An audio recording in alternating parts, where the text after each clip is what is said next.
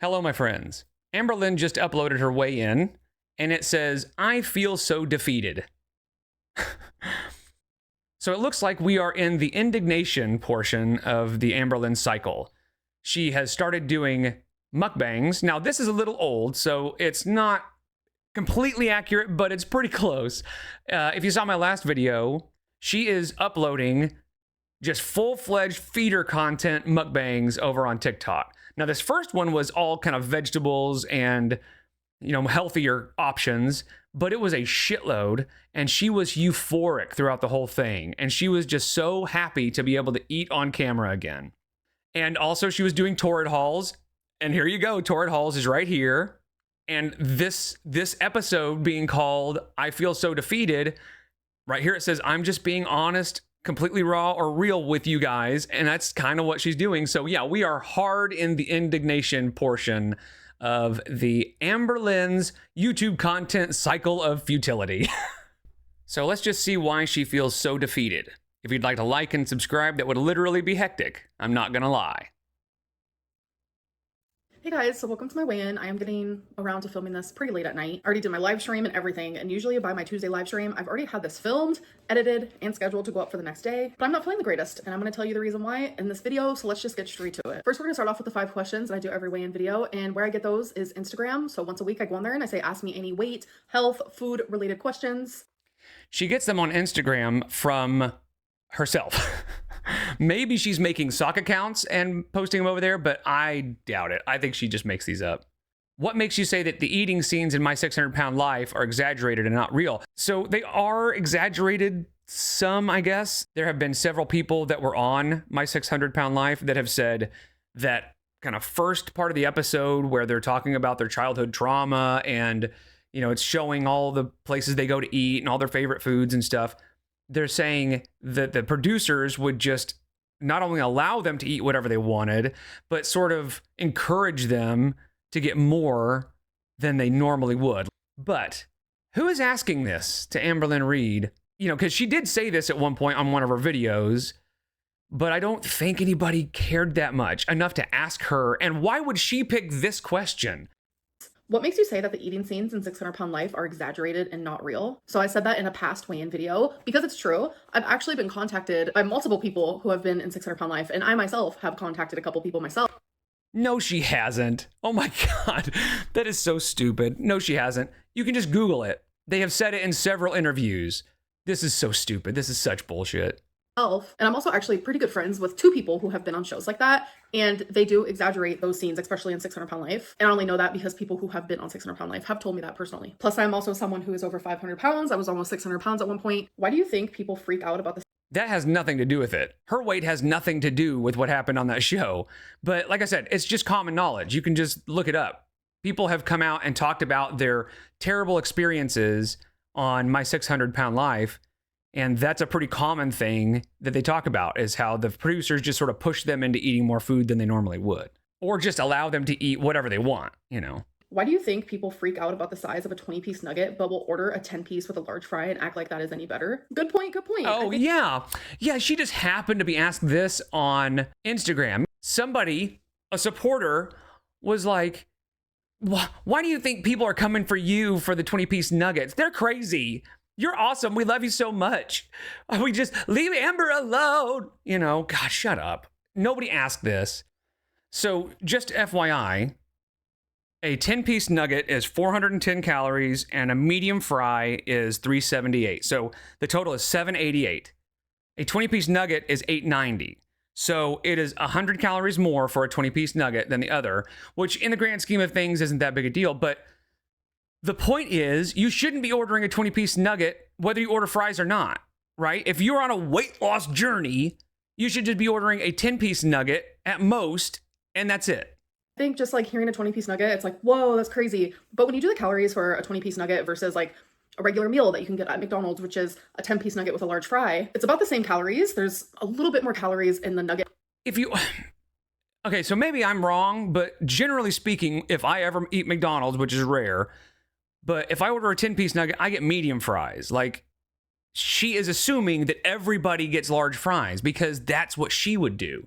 So, like I said, maybe I'm weird. Maybe everybody else gets large fries, but she's got this mindset that she needs the biggest of everything. There's a little bit more calories in the nugget and fry, but the protein and the carbs are better if you just get the 20-piece nugget. I'm not saying either of these options are good for you, but the same people judging someone for ordering a 20-piece nugget will also go to McDonald's and get the nuggets and fries. I think people like to play mind tricks because, like, when you see like sodium, for an example, she is absolutely going for a mental gymnastics gold medal here. You know, people that are actually on a weight loss journey or eating healthy, they don't eat that stuff.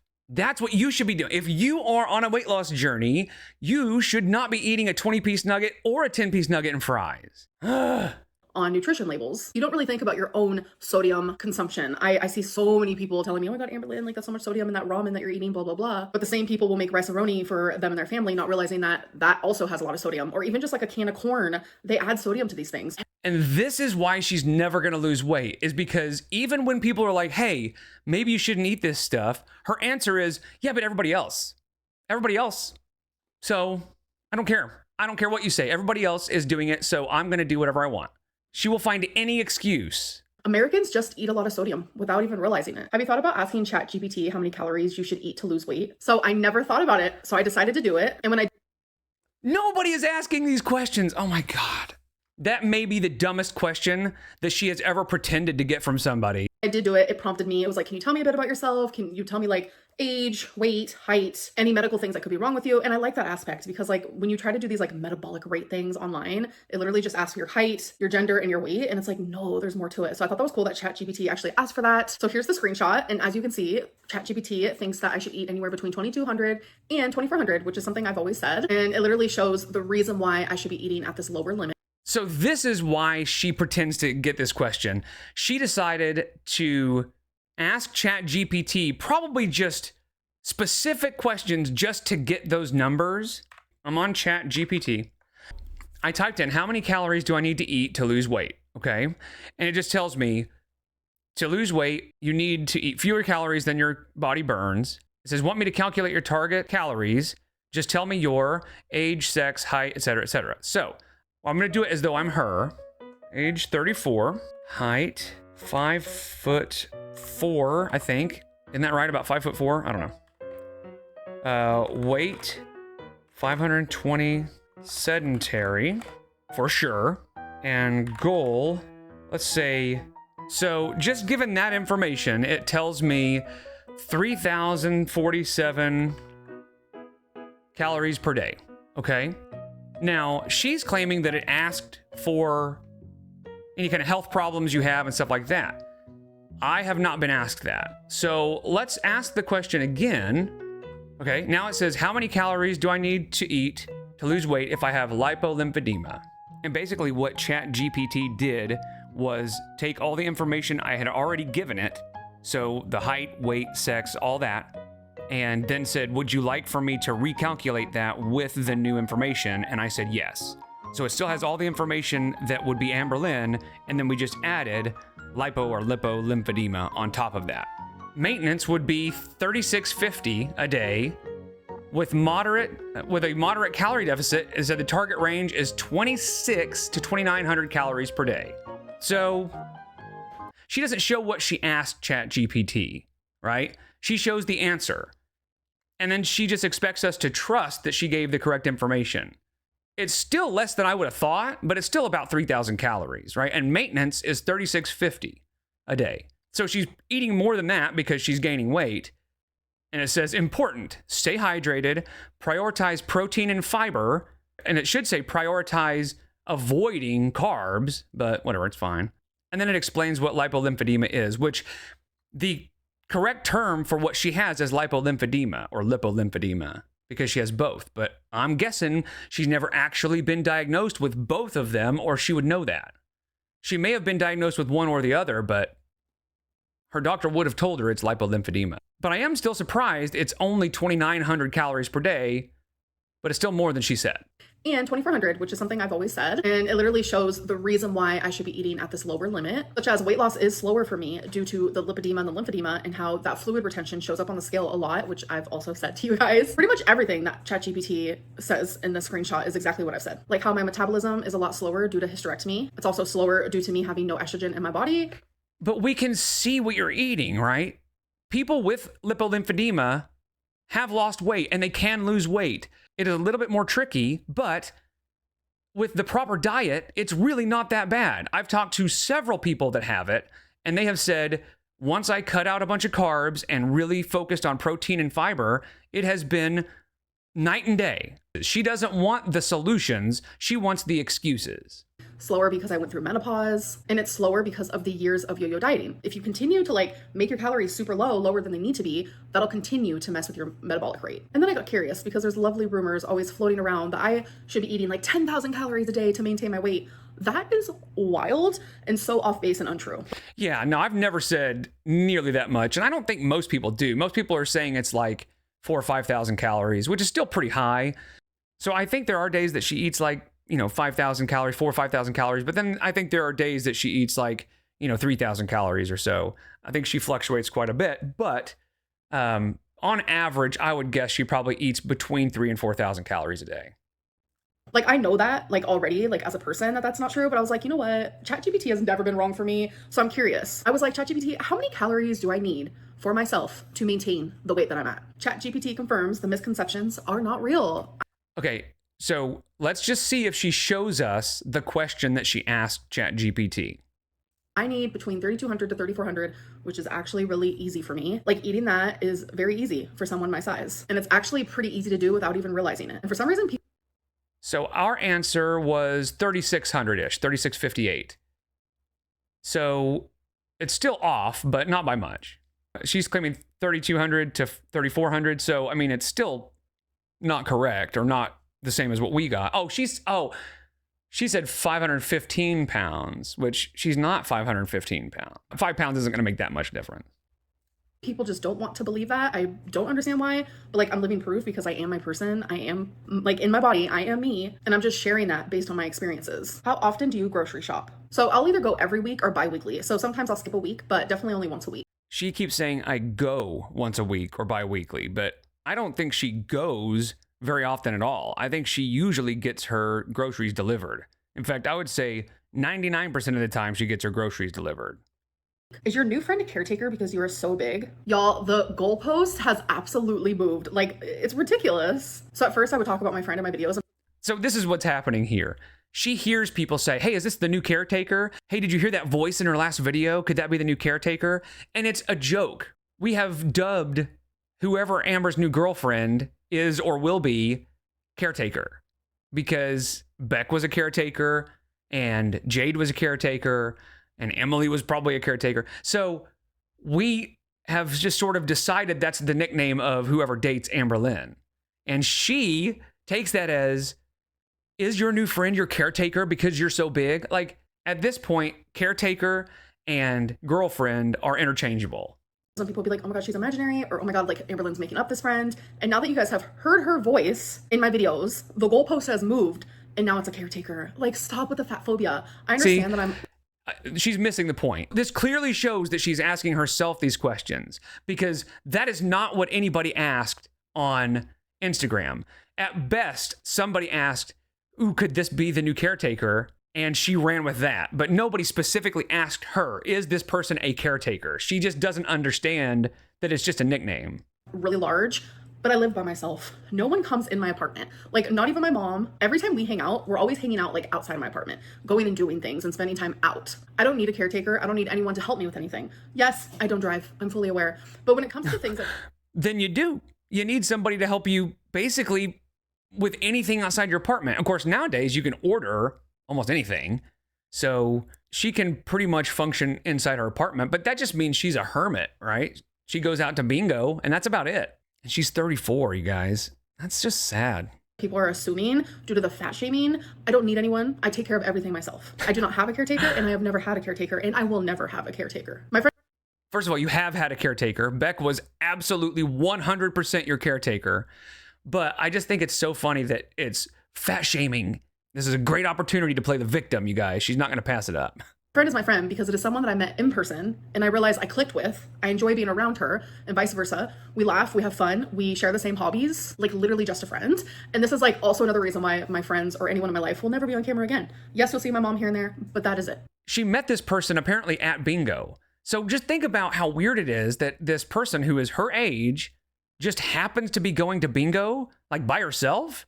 And that's why we're always skeptical, because I mean, I guess a 30-ish-year-old person could just be going to bingo on a regular basis just by themselves, but I just don't see that happening very often. So the fact that Amberlynn Reed, of all people, just happened to run into somebody her own age at the bingo hall and became good friends with them is just kind of far-fetched. It doesn't make a lot of sense. So given Amber's track record of lying, I just don't believe it. I think there's something more to it. I don't know what it is, but there's more to it than what she's saying. Because all you've heard is a voice, and already the rumors are starting. All right, so let's get into the goals that I had for last week, and did I succeed in those? So last week, my goal was to follow a meal plan for 5 days out of 7, and I did not do that. I wanted to have like a huge veggie plate every single day for lunch, and I did not succeed in all 5 days. So my goals for the next week are literally just to...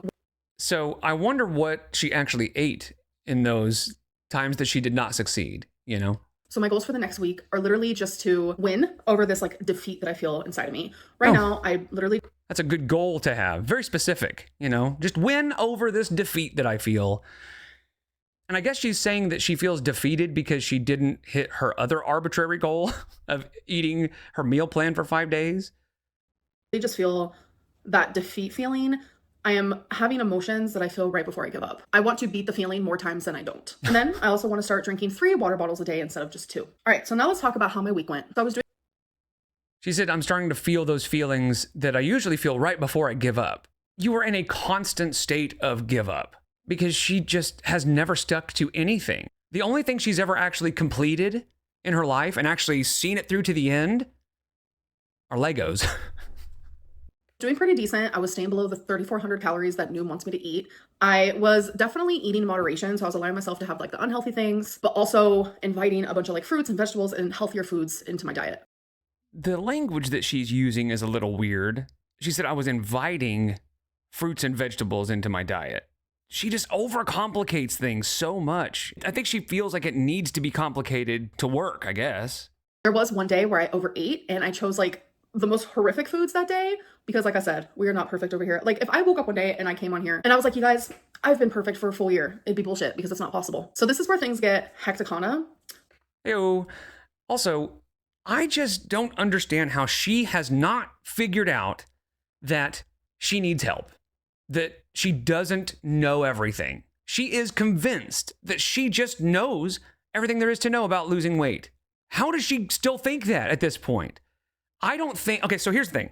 My interview with my therapist friend is going to be out soon. I'm editing it, and it's taking a little while because it's like 2 hours long, maybe longer. But it was a great interview, and there was a lot of really good information. One of the things we touch on in that interview is inpatient treatment and whether or not that would be helpful for her. And I won't get into details, but basically, nothing is going to help her unless she is ready and willing to do it, right? Unless she wants the help.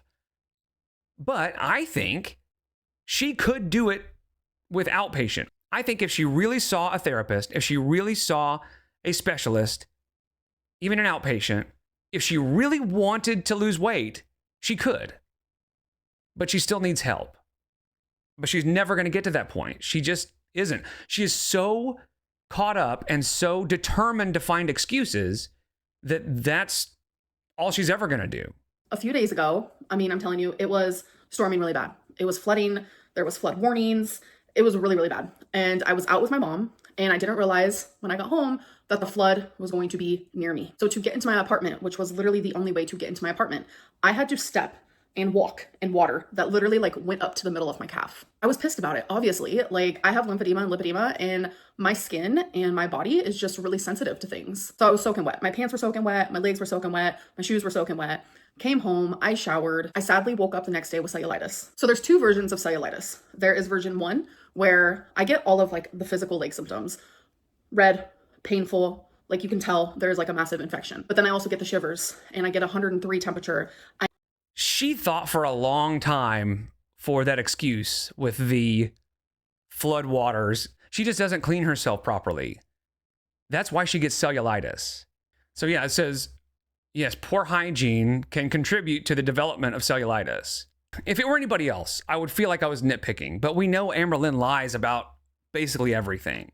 She uses lipolymphedema as the ultimate excuse as to why she will never lose weight. That is 100% the only reason she even brings it up.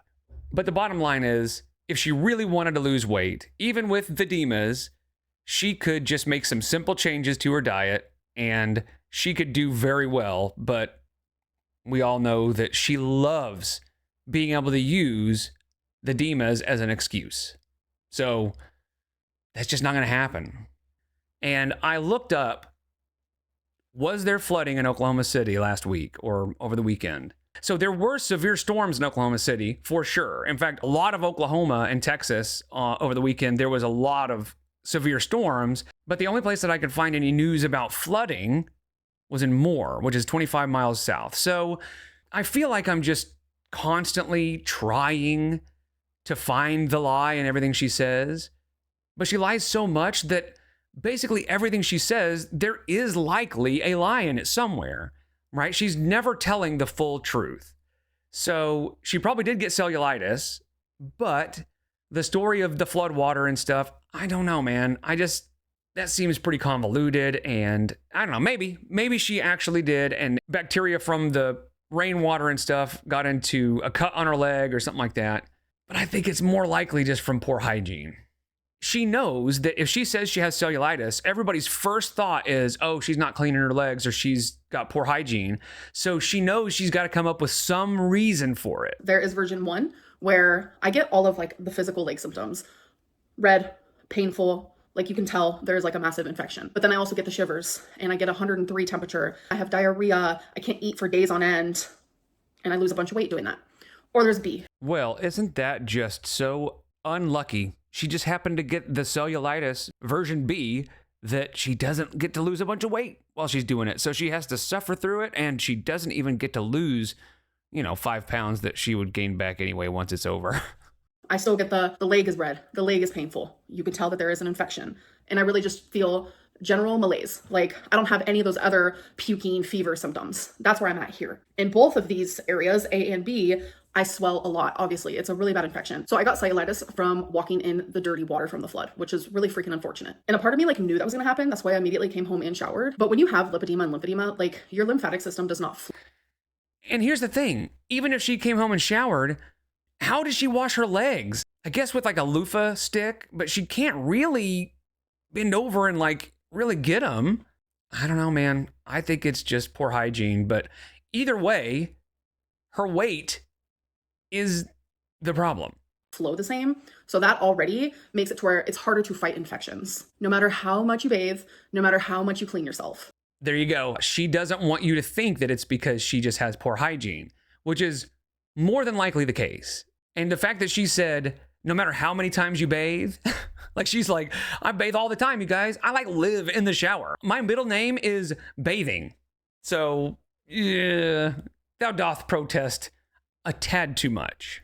So when you have lipedema and lymphedema, it also causes poor circulation to your legs, which also is another thing that prevents fighting off infections. But I stepped on the scale and I gained weight because I'm extremely swollen. The infection has my leg super fucking swollen and it's uncomfortable and it just sucks. Because when you see my weigh-in, when I show you the screenshot from Noom, you'll see that I was losing weight. And then when I got cellulitis, it's all of that didn't even matter.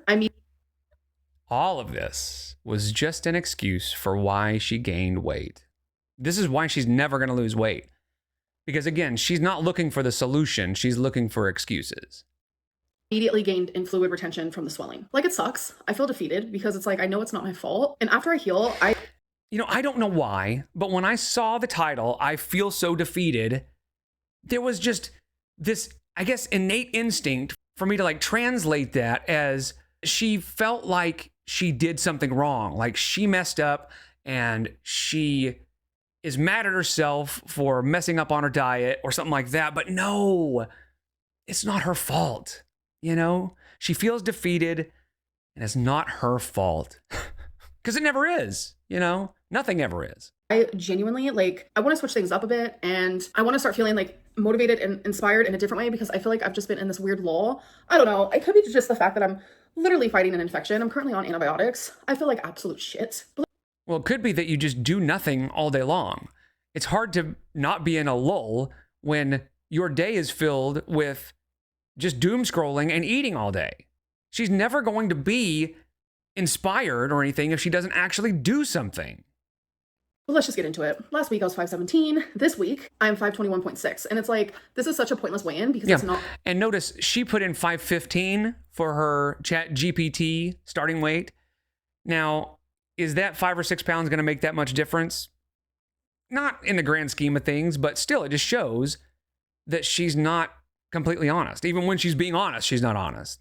And it's like, this is such a pointless weigh-in because it's not real weight. I don't really know what else to say about it. I just want to feel better. I'm just going to keep taking my... I have said this so many times, but she is truly, madly, deeply, 100% hopeless. It's not real weight. Nothing is ever her fault. She is just never going to lose weight. She doesn't want to. It's not real weight. Wow.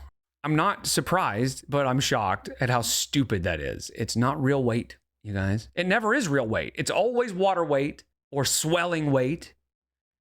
So, yeah, she's actually lost 200 pounds, but she's just gained 220 in water weight and swelling weight and ghost weight. You know, that ghost weight will get you.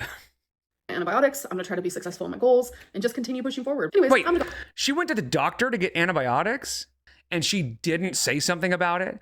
So it turns out that in her live, she does say that she went to the doctor. So yeah, she did talk about it a little bit. Go. I'll see you guys in my next video. Bye. Got her. The level of mental gymnastics on display with Amberlynn, kind of in this time period, is staggering. And it should be studied, honestly. The amount of excuses she's constantly finding and the cognitive dissonance, the way she thinks she's doing great, but still gaining and all that stuff. This is only going to end one way at this point. This is all going to catch up to her real quick and not very long, you know, a few years, and she's going to start really feeling it. The lipolymphedema, the actual term for what she has, and if she had been diagnosed with it, she would call it that, is just her excuse, which it always has been, but I'm starting to be convinced that that's all it is, that it's not an actual diagnosis, but it's just what she found as an excuse. The good news is the delusion is just never going to end. So as long as she is alive, she will be posting to YouTube because she has to, and she will be talking like this, like somebody who lives in Delulu land. So we'll have something to talk about.